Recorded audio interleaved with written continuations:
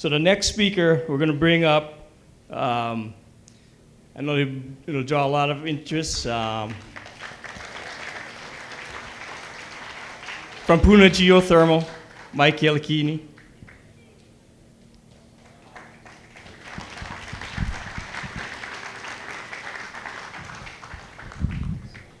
Thank you, Talmadge. Good evening, everyone. So, Mike Kalekini here, giving you guys an update. Wanted to let everyone know that the PGV facility is still closed. All of our geothermal wells are shut. There's no geothermal steam or geothermal brine emissions. As we speak, we are making preps, and we have been making preps. We've been working with Civil Defense, the mayor, and Hawaii Emergency Management Administration and other vendors to transport our pentane to a remote location and take it off of site.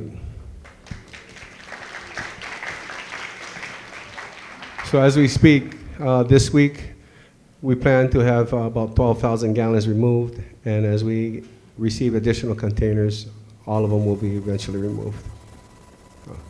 The facility remains manned 24/7. I want to let you guys know that we'll keep in close communication with Civil Defense, Talmadge Magno, and Mayor Harry Kim. We participate in regular briefings, and if we see or observe any unusual or different activities in our location, these are the first folks that we notify. I'll be around if anybody has questions. Thank you. No, really, if there's an earthquake and sure. Question is, are they going to plug the wells? No. We just had a 6.9 and the wells are all in great shape. Okay, thanks. I have directed the Mayor Harry Kim, and the Director of Hawaii Emergency Management to lead a team to plan and take action to mitigate the risk posed by the Puna geothermal facility on Hawaii Island. I do believe that it's very important. As I attended the community meeting the other night, clearly that was the biggest concern expressed by the residents there, the Puna geothermal facility. I would like to emphasize that the facility today is safe. As part of our emergency procedures, the facility has been shut down, and we are monitoring its activity. But we want to be certain that we have the authority to act decisively if necessary.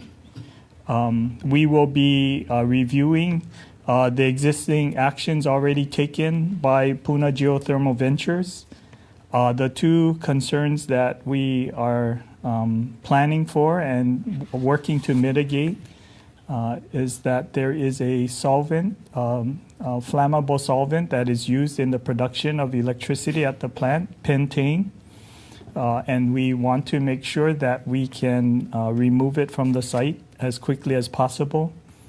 And then the second concern is the geothermal wells themselves, making sure that we can protect the public and prevent a blowout of any of the geothermal wells on the facility.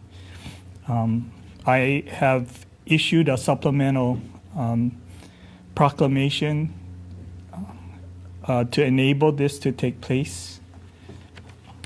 We will be working with Mayor Kim and Tom Travis to lead this team. It would include experts from the Department of Health, Department of Land and Natural Resources. We also are reaching out to national experts, if necessary, to mitigate the impact that the facility would pose. Once again, I would like to emphasize that the facility is stable. It is shut down. There is no immediate danger to the community. we are being proactive. We want to ensure that we can take the actions necessary to remove the hazardous materials from the site, and then most importantly, to be prepared to prevent a blowout of the wellhead. Has PGV been upfront, because you heard it and I was out there, we heard it, that the residents are really concerned and feel like they're not being told and advised properly about the dangers and the risks. I mean, do you feel that PGV is being upfront with everybody about these risks? I think most importantly, this action is to include PGV as part of this team. We do know that that their involvement in any action taken will be very important. I believe that taking this action and putting Tom Travis and Mayor Harry Kim, to lead the task force would assure the public that we are looking at all the alternatives. We are examining and evaluating the risks to the community. And then most importantly, we will take the appropriate action. Governor, a 15th fissure opened up pretty close to Puna Geothermal. How soon can you get, allow these risks or the steps that you're taking? I do think, and I was on the Big Island all of yesterday, and certainly being on the ground there, being able to speak with Mayor Kim and Tom Travis. I traveled out to Leilani Estate Subdivision, was able to tour around some of the existing fissures, and certainly that brought me to the conclusion that we needed to take decisive action, that I wanted to be certain that we had a quality team in charge that would be able to evaluate the risks and mitigating actions independently to determine what would be the most appropriate action. And as I said, we intend to include personnel from Puna Geothermal as part of this team. So, Governor, the pentane is ready to move. How do you prevent a blowout of the wells? I understand moving the pentane, but what about the wells? How do you secure those? Well, I do think, and PGV does have an emergency plan. We are evaluating what that plan is. Again, we also will be reaching out to seek external national experts in geothermal facilities so that we can get an unbiased evaluation of what the potential mitigation actions could be. Can you share what that plan is, or that emergency plan? No, right now the focus is really to get this team together. They've actually already been working since this morning. We discussed this yesterday. And certainly they've initiated a number of meetings, and we've been looking at identifying national experts that we would be able to include in the conversation.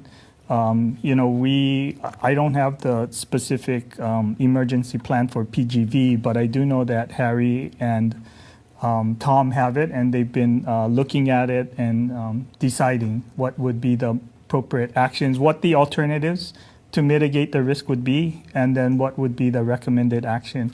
As you said, the vents and the activity is unpredictable in the area. The 15th vent opened.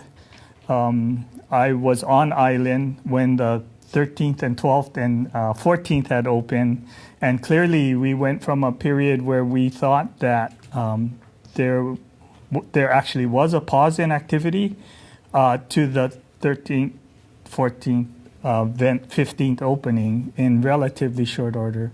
I think that's why I believe it's imperative that we take this action. As I said, the team is already working as we speak to identify experts and what the different strategies might be to ensure the safety of that facility. When you're talking strategies, I know you can't get into specifics because they haven't been determined yet, but are we talking about something internally that they'll do separately to the wells, or are we talking about some diversion that they might try to do with the lava? No, I think that we've concluded that it's impossible to divert the lava, right? That's something Pele and Mother Nature will act, and we have to be prepared. I think what we're looking for is we don't know what the timeline is. As you have noted, the fissures have been opening up along that track, and if you project the track of the line of where the fissures are occurring, it definitely, the PGV facility is on that line. So we definitely want to be prepared. We want to mitigate the risk of the pentane fluid there as soon as possible, because that clearly is something that if we move it off-site, we can take action proactively. The issue with the wellheads are different because we can't move those. How far is the facility from the nearest fissure? I would guess it's a couple hundred yards. We do have a map here. We can kind of talk through that. I don't know exactly where the wellheads are, but that whole facility is a number of wells that are driven into the ground, and they're in different locations on the site. Governor, it's been a week now since this has all started, last Wednesday, and do you think maybe they should have moved a little bit faster when it came to this PGV and some type of action plan? I mean, the residents were complaining about it to us when we got out there Friday, and maybe some kind of plan to move it sooner? Certainly, we had had that discussion with PGV, and we asked them to act as quickly as possible. The reason that I took this action is because we were not satisfied that they were acting quickly enough. So do you think they were acting reckless or irresponsible? No, I don't think that they were acting reckless or irresponsible. I think the challenge with an eruption and a volcanic activity is that it is unpredictable. Although a number of the early fissures and vents were close to the PGV facility, the subsequent ones started to move away from the facility. And so certainly I thought they might have thought that it wasn't as urgent a need. We always felt that it was an urgent need. We had requested that they remove the fuel as soon as possible. Tuesday or Thursday and Friday of last week, we had already identified that as an issue and had made a request that they move it off-site as soon as possible. And what was the reaction you got when you requested that right away? They said they would get on it, and it's still on the site, and that's why I'm taking this action today. So this action allows you, I guess, to force them or to move it along faster with Harry Kim there? And Right. So this does, the supplemental proclamation that I have issued does allow me to take action regarding private facilities much quicker. Clearly, we would want to work with PGV, and they will be part of this team. But we want to be certain that we have the authority to take whatever action is required to mitigate the risk to the community. when you talk about the risk, I mean, what is the worst case scenario here? Just because a lot of us don't deal with this kind of thing.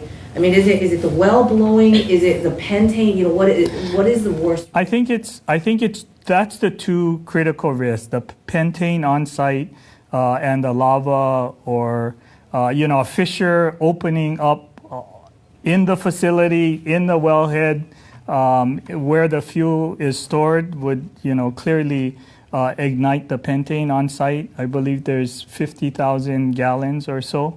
And that would be a very, very hazardous situation. And again, the wellhead blowing out would be. I think we are working through all of those scenarios and we'll be examining the best alternatives to assure the health and safety of our community. So Puna Geothermal, have they estimated like a blast radius if either the pentane or the wellhead blows?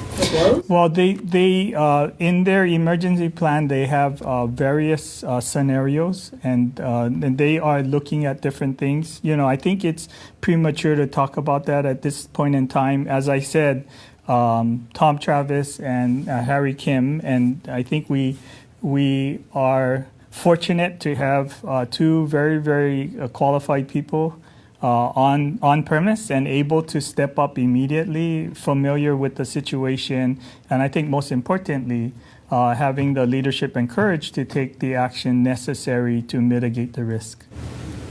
And just for clarification, so is the state or is the county going to be moving that pentane, or is it? We are working with PGV to move the pentane. If they are not quick enough, then we could. This proclamation allows me the authority to move it ourselves. We'll be working with PGV, and my understanding is that they've accelerated the removal.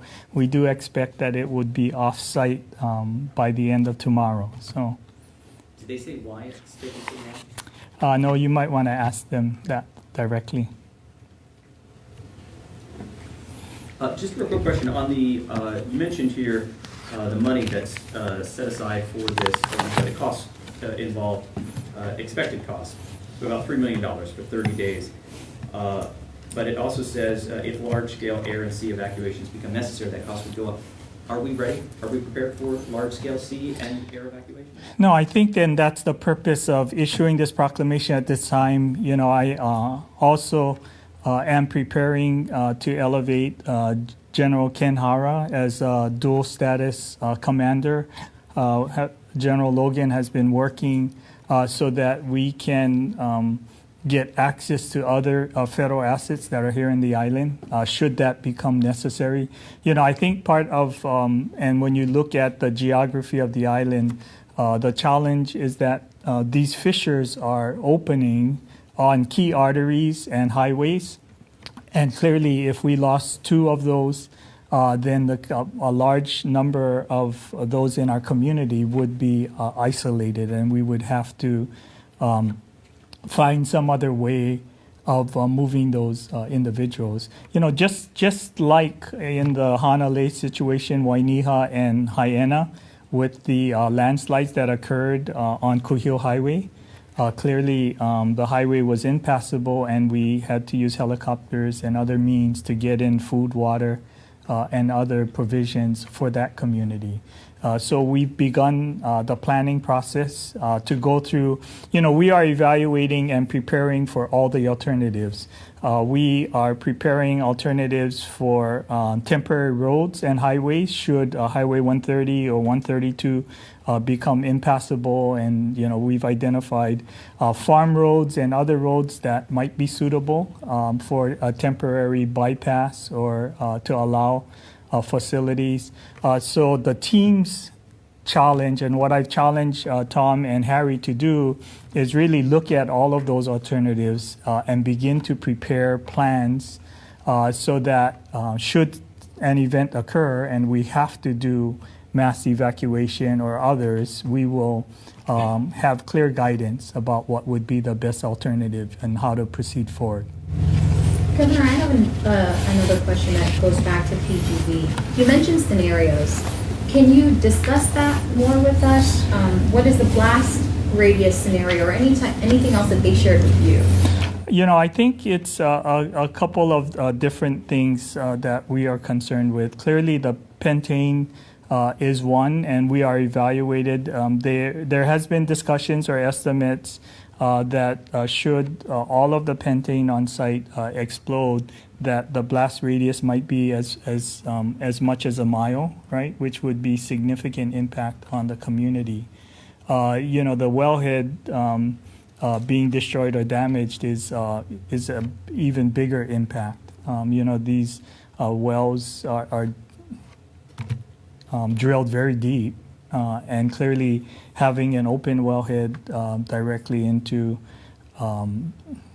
the volcano essentially would release a lot of sulfuric dioxide and other hazardous materials into the air, and it would be released until we could take action to close the wellhead. So, we are definitely working. As I said, I want to emphasize that there is no immediate danger on these facilities, that we took action to shut down Puna Geothermal. We are being proactive to ensure that we have clear command to be able to take action when necessary, and then most importantly, creating an independent team of experts that can look at the risks involved, find the alternatives that to mitigate that risk, and then be authorized to implement them. In the meantime, while this facility is shut down, does this have any impact on the Big Island's power supply? We have had discussions with HELCO, and they are actually in the Emergency Operations Center every day. And they've informed us that they can continue to operate the rest of the network based on the generating facilities that they have available. Everybody all good? One question. The presidential disaster declaration, you mentioned the threshold. Yes. That you believe will exceed it. What is that threshold?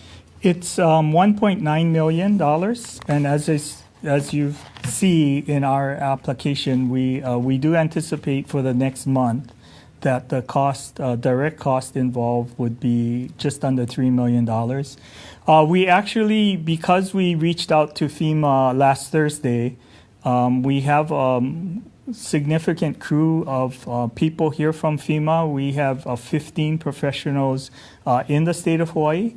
5 of them are on Hawaii Island supporting the emergency operations team in the EOC. We have another 10 people here at the Hawaii Emergency Management Center here on Oahu. They have been very involved and very helpful in helping us work through the disaster declaration request and organizing the data that we needed to make the request. Just within this last month, Kauai saw historic flooding, personal damage, personal loss. Now the Big Island, personal loss. What is your message to these affected residents? You know, I just want them to know that the state, county, and federal government is committed to keep our communities safe and healthy first and foremost. And the warning points and all of the systems involved are really focused on helping us do that.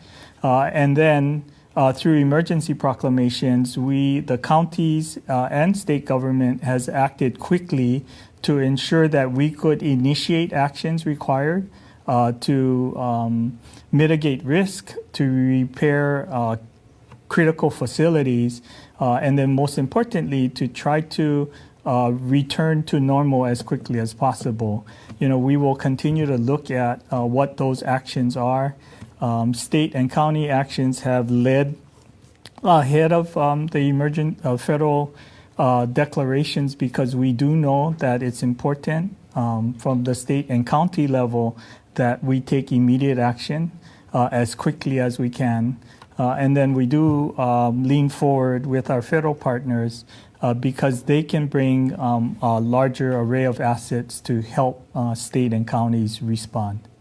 You know, for example, if in that scenario, if we had to do mass air evacuations, we don't have the helicopters or equipment that we would need to execute that. But clearly, we would reach out for PACOM to get access to other Department of Defense helicopters and other equipment that would help us.